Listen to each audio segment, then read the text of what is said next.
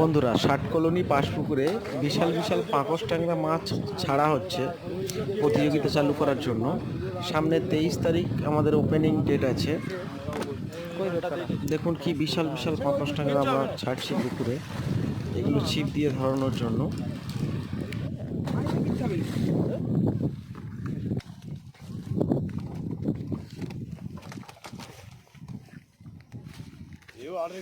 আঠারো কিলো না না 18 কিলো 18 তোলো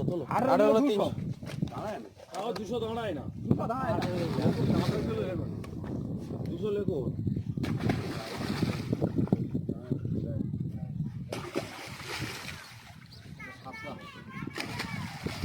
সাতটা হয়েছে।